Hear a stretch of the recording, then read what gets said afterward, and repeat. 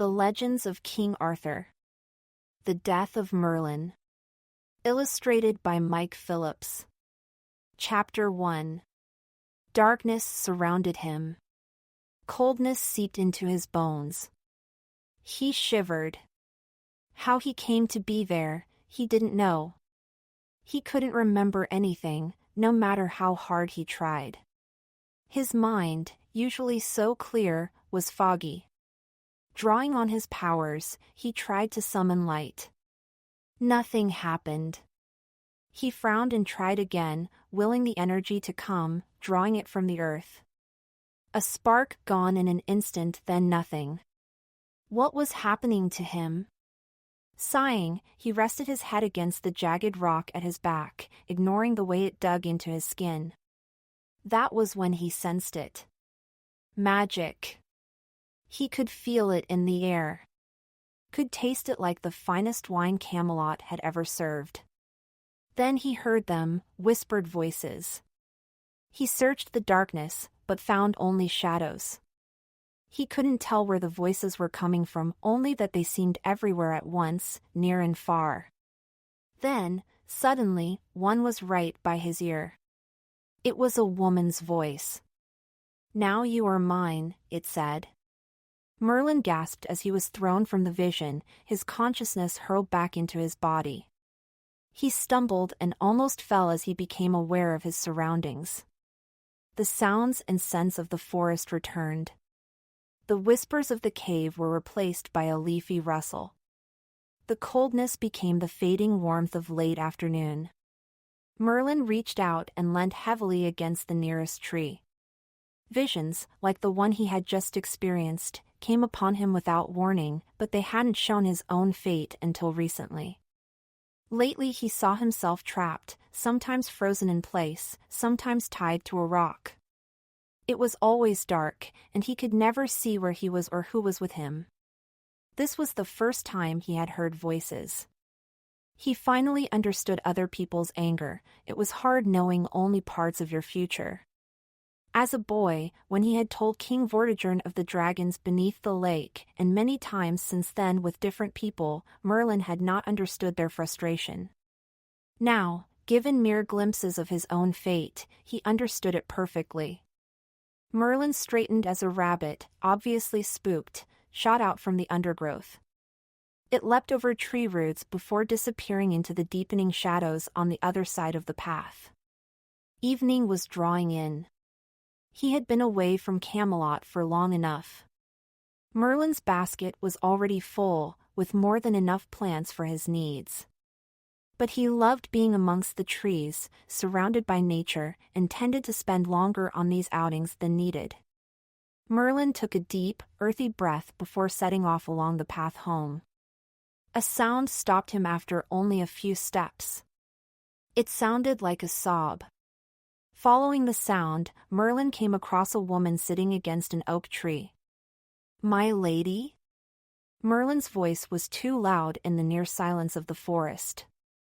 The woman's head snapped up, her long blonde hair whipping across her young face. There was fear in her eyes.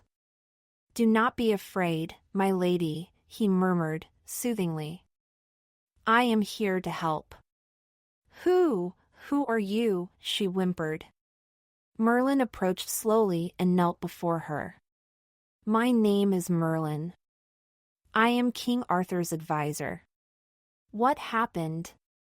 Are you hurt?" The woman nodded. She wiped her tear-stained face with a trembling hand. "Camelot is not far," Merlin said. "Shall we go together?" "I don't think I can stand." Merlin offered his arm. "Then let me assist you?" The woman hesitated before reaching out and taking his arm. Merlin helped her to her feet. Then the two set off together towards Camelot. Chapter 2. By the time they arrived in Camelot, Merlin was almost carrying the woman. Seeing this, King Arthur ordered a litter to be brought and for the woman to be taken to the infirmary. As Merlin began to follow her, Arthur placed a hand on his arm. "Wait, Merlin. Tell me what happened." One moment you were going to collect plants, the next you return with a lady? I was on my way back when I heard her crying, Merlin explained. I couldn't leave her, Your Majesty? No, of course not, Arthur agreed. Do you know what's wrong with her? Merlin shook his head. She's clearly in a lot of pain. But I thought it would be better to bring her here and make her comfortable before we try to find the cause. She is in the best hands, Arthur smiled. I'm sure you will soon discover what ails her. Bowing, Merlin took his leave. He hurried into the castle, along the corridor to the spiral staircase that led to the infirmary. Merlin arrived just as Altha finished checking the lady over. Altha was the mother of 6 burly boys who were now all serving Camelot as squires. She took no nonsense from her patients, but she was good at recognizing sickness and disease. Altha left the woman to rest on the bed before going to share her findings with Merlin. Overall, she is well, she announced. Though she does have terrible bruising to her left knee, and she may have sprained her left wrist. I've put a splint on it, just in case. Did she say what happened to her? Altha shook her head. No. I think she is too frightened. But whether she is frightened of us or what happened, I cannot say. Merlin watched the woman's face relax as she drifted into a peaceful sleep, all traces of pain and fear gone. I gave her a sleeping draught, Altha added. Merlin. Then we will leave her to rest, said. Over the next few days, Merlin visited the young woman often. Each time she was either asleep or refusing to speak. Then one day, Merlin was in the infirmary mixing a draught to help ease the lady's pain when a quiet voice asked him, "What are you doing?" At first, Merlin thought he had imagined it. But the question was repeated, louder this time. He turned with the mortar and pestle in his hands to find the young woman watching him intently. Glancing down at the contents of the bowl, Merlin said, "I'm mixing some plants that will help ease your pain." The woman moved to the edge of her bed and gingerly placed her bare feet on the stone floor. What plants are you mixing? Merlin smiled. For the first time since he had met her, she seemed interested in, rather than just afraid of, what was going on around her. For the first time, too, Merlin noticed how beautiful she was. He held out the bowl. Meadowsweet and lemon balm, he explained. Meadowsweet will ease your pain. Lemon balm will ease your fears? She looked up at him. You must think me silly to be so afraid of you when you have helped me so much. Merlin shook his head. Not at all. You have clearly had a fright, and now you are in a strange place amongst strangers. A little caution is natural. Merlin finished preparing the poultice. Now, he said, I'll just place this on your wrist. It will soon help with the pain. Thank you, she smiled. Merlin applied the poultice gently. I shall leave you now, my lady, he said when he was done. Nimue, she replied. The word, spoken so quietly, was nearly missed by Merlin. I'm sorry. My name, the woman said shyly, is Nimue. Merlin smiled. It's nice to finally meet you, Nimue. With that, Merlin took his leave, but the smile did not leave his face. Chapter 3. He had never felt happier. The sun shone down through the trees, dappling the forest path ahead like stars. Birdsong filled the air, but best of all, Nimue walked beside him.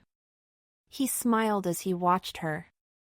She took such simple pleasure from everything around her, a flower, an insect, a squirrel. Nimue turned to find him watching her and smiled. It made his heart beat faster. She was looking at him as if he were the only man on earth.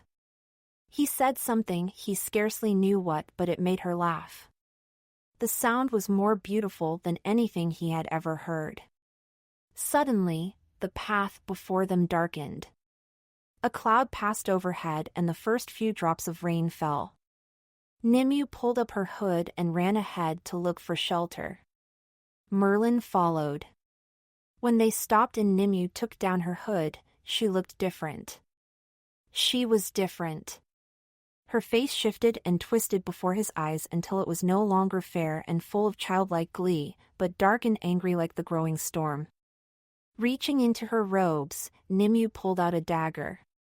Before he could step back, she lunged. Merlin's eyes snapped open, his heart pounding. Sweat covered his body, chilling his skin. For a moment, he lay in bed, willing his mind and heart to calm. Another dream, this time about Nimue. Nimue. Just the thought of her warmed him and made the dream seem more ridiculous than worrying. Nimue was so kind and gentle, she wouldn't hurt anyone. Merlin dressed quickly and made his way to the infirmary, eager to see Nimue again. The castle was just waking up and servants were going about their early chores before the king and queen rose. Merlin greeted those he passed. Reaching the infirmary, he found Nimue sitting on the edge of her bed. She seemed tense and out of sorts. "Good morning, my lady," he said. "Are you well?" Nimue looked up at him. "Merlin," she murmured, smiling faintly. "I am quite well. It's just..." "Just what?" "I feel trapped here," she confessed. "I am not used to spending so much time indoors. I need fresh air and the sun on my face." Merlin could understand this perfectly. He loved the outdoors and knew from his dreams how terrible it was to be trapped inside. "Then may I suggest a walk around the castle?" he said. "Your knee is improving and the exercise will help strengthen it." Her smile widened. "Will you come with me?" Merlin smiled back. "I would like nothing more." "May I ask you a question?" Merlin asked, eager to end the lengthening silence between them as they reached the courtyard. Despite his many years, it seemed the presence of a pretty lady could still tie his tongue in knots. "Of course," Nimue replied. "What happened the day I found you?" he asked. "How did you hurt yourself?" Nimue shrugged. "I often ride through the woods," she said lightly. "That day something scared my horse. She threw me and ran off." "It's strange we did not meet there before," Merlin said thoughtfully. "I go to the woods often myself. Perhaps it was fate that we met when we did. Perhaps. Now can I ask you a question?" Nimue asked, abruptly. "Of course." "Since I've been here, I've heard stories about you," she began. "Stories of the power you possess. I think I saw some of that yesterday, didn't I? When you mixed the poultice?" Merlin looked away. No conversation about his powers had ever ended well. Most of the time, the truth frightened people. "What you saw was me demonstrating a knowledge of herbs and healing, nothing more," he answered. "You and I both know it was more than that," she insisted. She stopped walking and placed a hand on his arm. "Merlin, there is no need to pretend with me. There is truth in the stories, isn't there?" Merlin hesitated, but looking into her eyes, he saw something he had never seen in anyone outside of Camelot: understanding. "I can see what is to come," he said. "Sometimes, I can see a person's fate." "Can you see my fate?" she asked eagerly. Not only was she not frightened, Merlin marveled, she was excited. "I cannot control it," he explained. "Visions come upon me when I least expect them." Then, seeing her disappointment, he added, "But I can turn myself and others into animals. And I can control the elements." He wasn't sure why he was telling her all this. Was he showing off? Certainly Nimue was looking at him very admiringly. "You can really do all of that?" she breathed. Merlin took a step back. "Watch," he instructed, as he held his hand out.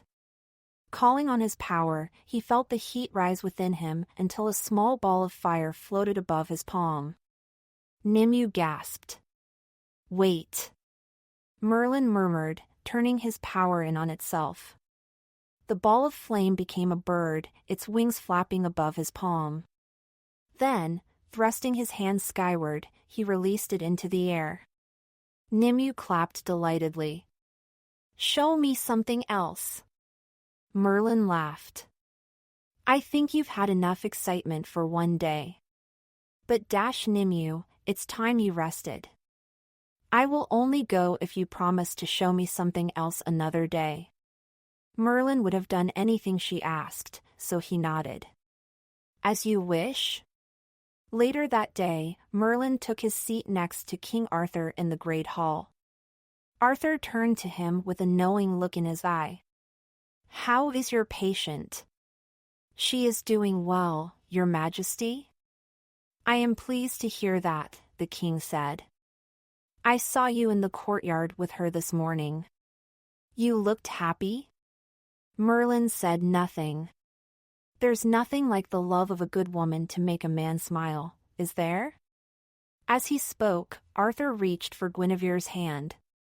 "I would not know, Your Majesty," Merlin said. "Oh, come now, Merlin," Arthur laughed. "I've seen the way you look at her. In all the years I've known you, you've never looked at a woman that way. You're in love, whether you want to admit it or not." Arthur's words stayed with Merlin, playing over and over in his mind. It was true, Nimue was beautiful and charming, and Merlin had never felt this happy before. But, was this love? Chapter 4. A few days later, Merlin entered the infirmary, lost in his thoughts. He was tired from another restless night, and had woken yet again from one of his strange dreams. They came to him every night now, and still he could not tell what they meant. "Merlin!" He turned at the sound of Nimue's voice, his spirits lifting as they always did when he saw her. "Good morning, my lady. How are you today?" "Bored," she replied.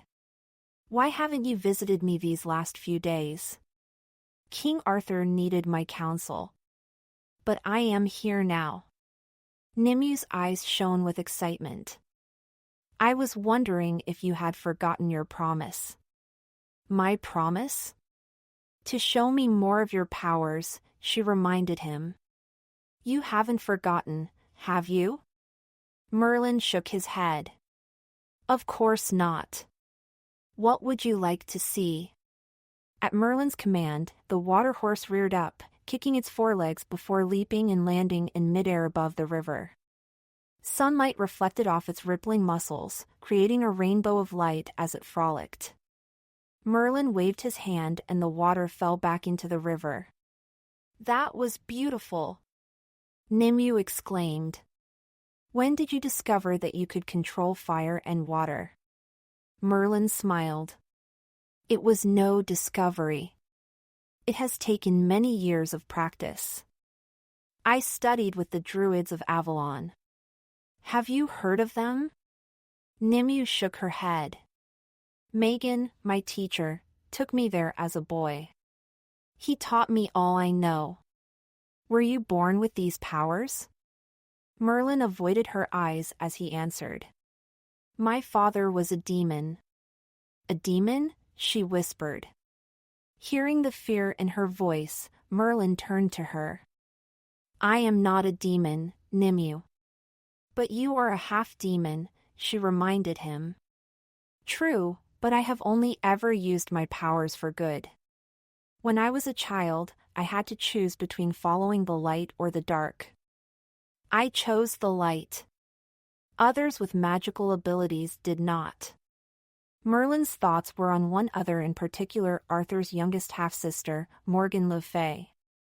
Eager to change the subject, he asked, "Is there anything else you'd like to see before we return to Camelot?" Nimue thought for a moment. "You said that you could turn into an animal. I'd like to see that." Merlin nodded. As you wish stepping away from the riverbank, Merlin closed his eyes and thought of an animal. Soon his body began to vibrate with energy. His bones shifted. His spine popped. He was shrinking, coarse red fur sprouting all over his body. Falling to his knees, the bones in his face lengthened and a muzzle appeared in place of his nose. He shook his head as his ears stretched uncomfortably, his senses heightening with them. Suddenly he could hear for miles. But he could not hear Nimue. The breeze stirred Merlin's bushy tail as he opened his eyes. Nimue was gone. He sniffed the ground.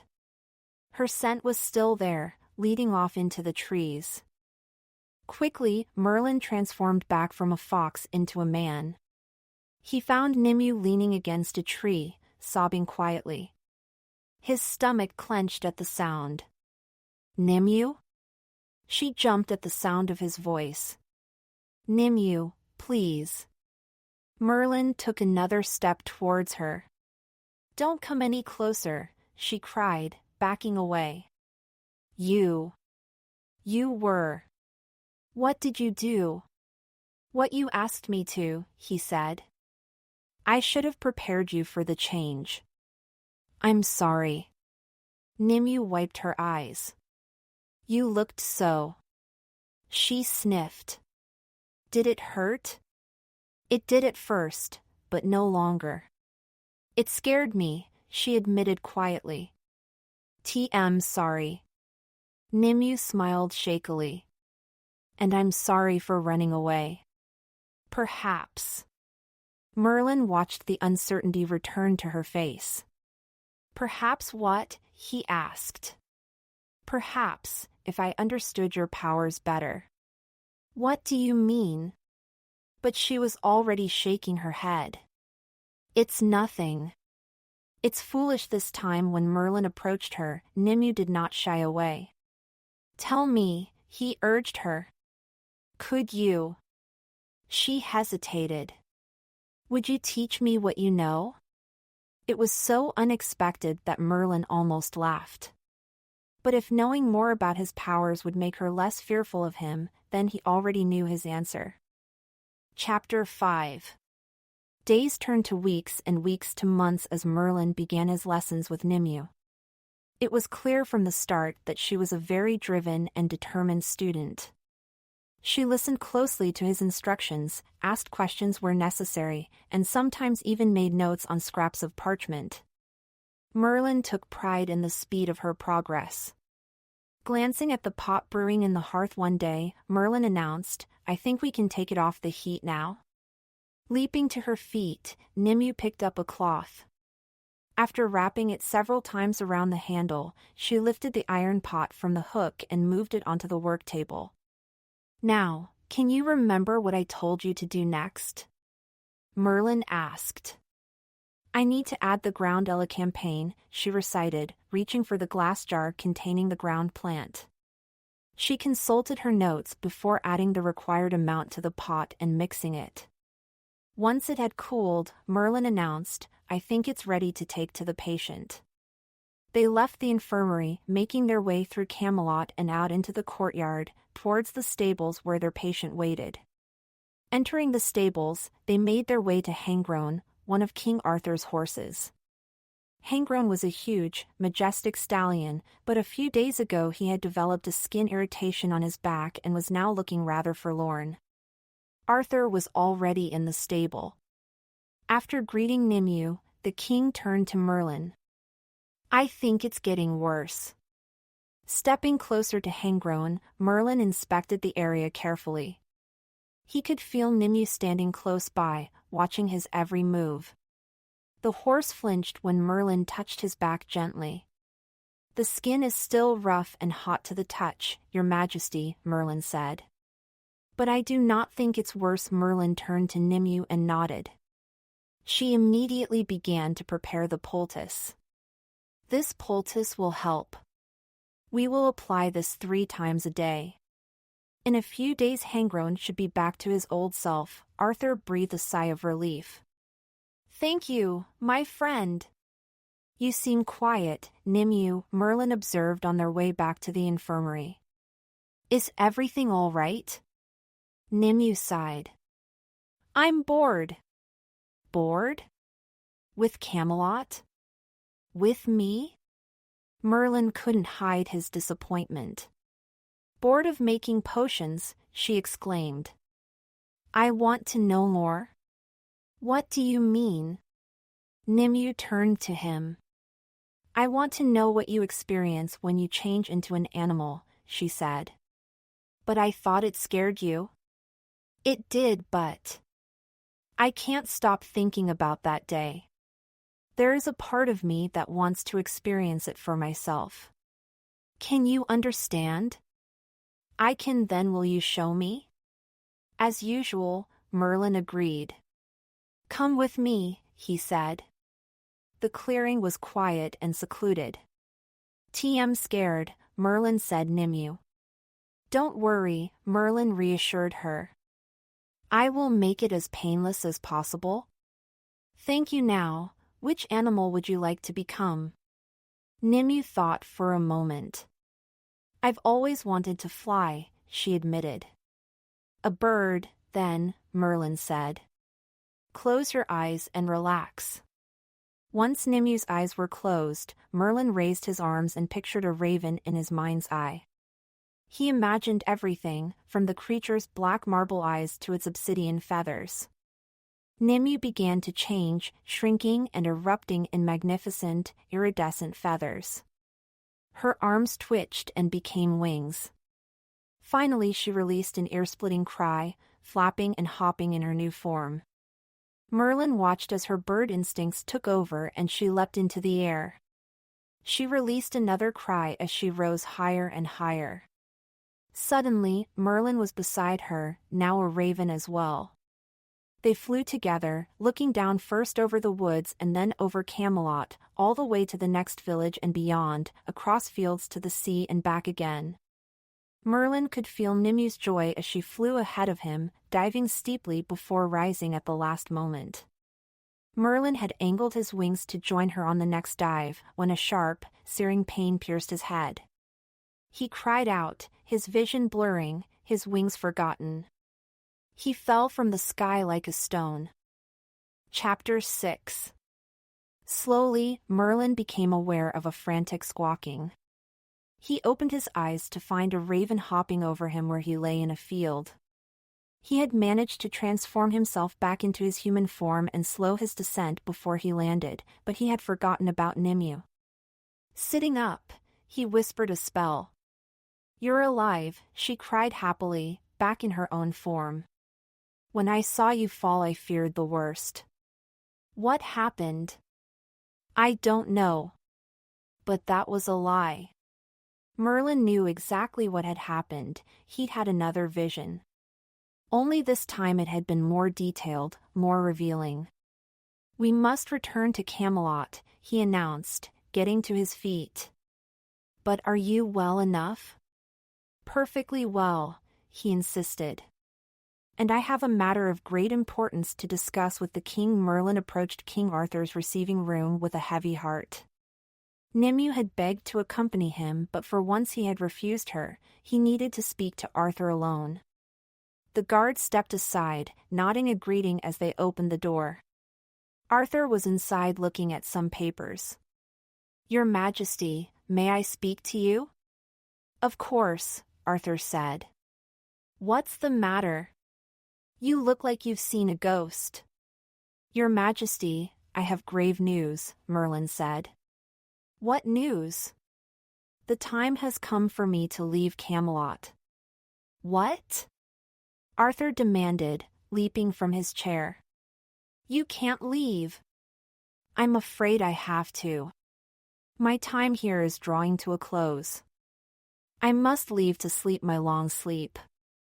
Sleep your long sleep? What does that mean? Merlin had known this would not be easy. I will not be returning to Camelot, Your Majesty. But you cannot leave. As your king, I forbid it. Merlin smiled. As my king, I know you will not stop me. But I need you, Arthur insisted. Merlin couldn't help remembering the young farm boy he had met so many years ago. I wish I could stay, sire, but I cannot. Fate calls to me. But if you stay, your fate could change, Arthur reasoned. It does not work that way, Your Majesty. Your mind is made up. When Merlin nodded, Arthur sighed and shook his head, looking suddenly weary. Then I will miss you, my friend. I will miss you too, Merlin echoed. The two embraced warmly. Merlin thought that the king had become a little thinner in recent months. He had been working too hard, and yet Merlin had more to burden him with. Stepping out of the embrace, he lowered his voice even though the doors were closed. Be wary of those closest to you, Your Majesty, he warned. Betrayal will come to Camelot if you are not careful, Arthur laughed. Even now you are still talking in riddles. I tell you, I won't miss that about you. Your Majesty, you must heed my words, Merlin insisted. Arthur nodded more seriously. Of course I will, my friend. He was silent for a moment before adding, I hope you find peace wherever you go. Thank you, Your Majesty. Then Merlin bowed for the last time and left the receiving room. As Merlin led his horse from the stable, he was surprised to find Nimue waiting for him.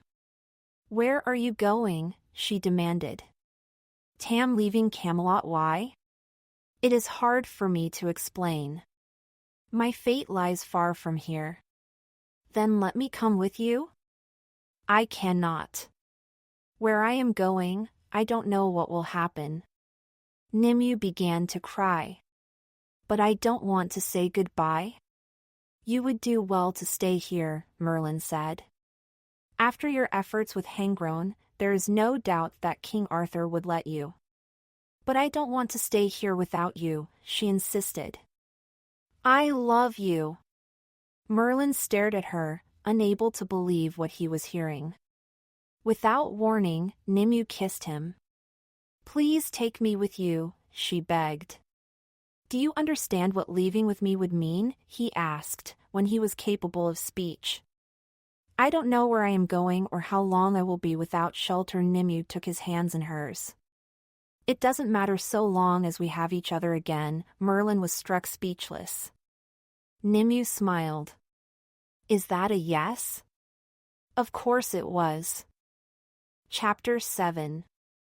Merlin continued teaching Nimue as they traveled. By day she learned about nature and the power of the earth. At night he taught her how to read the stars. The one thing he never discussed with her were his dreams, but they continued. Do you regret leaving Camelot? Merlin asked her one day. Not for a moment. Life there would have been far more comfortable than traveling with me. But without you I would be unhappy, Nimue replied simply. It made Merlin feel even guiltier for the knowledge that he would soon be leaving her. Looking up, Merlin noticed that the evening was drawing in. We should find somewhere to rest, he said. Nimue nodded eagerly. I could certainly use the warmth of a fire. Come, I know somewhere we can shelter. Before long she had led him to the mouth of a cave, half hidden by hanging vines and briars. As Nimue dismounted, she noticed a strange look on Merlin's face. Are you unwell? She asked anxiously. Merlin barely heard her. I know this place, he murmured. You do? Merlin wandered into the cave like he was in a trance. In my dreams. I am trapped here. There are voices, women's voices. Merlin stopped walking. Suddenly everything made sense. It was you, he said, turning to Nimue. I was wondering how long it would take you, she murmured. Merlin took a step towards Nimue, towards the mouth of the cave, but she held up her hand. She muttered a spell he did not know that stopped him in his tracks. Wanting to learn from me, he gasped. It was all a lie, wasn't it? Nimue laughed. It was different from the sweet, playful one he loved. This laugh was cold and mocking. I still cannot believe you thought my progress was because of your teachings. I have had another teacher for years. A movement at the mouth of the cave drew Merlin's attention. You. We meet again, Merlin, Morgan Le Fay announced. It's been far too long? Merlin raised his hand, but Morgan was careful to keep Nimue between them as she approached. You wouldn't hurt Nimue, she taunted. Not even if it meant killing me. Merlin glared at Morgan, hating himself because even now she was right. He was powerless. Nimue, please. Move out of the way. I beg you. I can't, Merlin. Morgan's laughter rang out. You were so pathetic, Merlin. All those simpering words and lovesick looks. It was all too easy to get the better of you. Merlin flinched. It was true. He had fallen for everything Nimue had ever said, and now, there he was, alone and at their mercy. Is that how Uther tricked my mother? Morgan demanded. Did she fall for his declarations of love, too? Uther loved your mother. And despite everything, Igraine loved him, too. Liar, she spat. Believe what you will, Morgan. The truth is that Igraine loved Uther every bit as much as she loved your father. Screaming with rage, Morgan had her hands at Merlin's throat in an instant. I would kill you myself, she hissed, but I think it would be more painful if the woman you love had the pleasure. First, you should know that when I am done with you, I will be turning my attention to Camelot and your precious King Arthur. Reaching up, Merlin gripped Morgan's wrists. His own rage burst forth as a wall of flame between them. Laughing, Morgan easily doused the fire, but retreated once more behind Nimue. I am bored of this, Morgan announced. Kill him. Nimue stepped forwards. Nimue, Merlin pleaded, listen to me. It's true, I love you. Nimue hesitated for a second. I know you lied to me, but you are not who she thinks you are. You're a good person. I know you are. Morgan isn't to be trusted. What are you waiting for? Morgan demanded. Kill him. Nimue met Merlin's gaze, and in that moment, Merlin saw the truth. The woman he loved was still there. He also saw fear in her eyes and knew that she had no choice. She was as much at Morgan's mercy as he was. Knowing that his death meant that Nimue would live made it easier for Merlin to accept. Holding her gaze, he repeated, I love you. Tears filled Nimue's eyes. Forgive me, she whispered. I do. The earth began to shake and break under Merlin's feet. He cried out in pain as rocks broke free, encasing him from the ground up. He struggled to breathe as the weight of the boulders pressed in on him, rising higher until they surrounded him completely. All the while, Merlin kept his gaze fixed on Nimue, determined that the last thing he saw would be her. Tears streamed down Nimue's face as she watched the man she loved disappear from view. She wiped at them angrily, hating Morgan for what she had made her do. It is done. I saw the way you looked at him, Morgan accused her. You love him, don't you? Nimue glared. What does it matter now? It matters because how can I trust you? Nimue was silent. The simple answer is, I can't, Morgan continued. But I will be generous. Since you love him so much, I will let you stay with him. With a slash of her hand, Morgan muttered a spell. It turned Nimue into a hawthorn bush, destined to be by Merlin's side forever. Then, as promised, Morgan set off for Camelot and the final stage of her plan.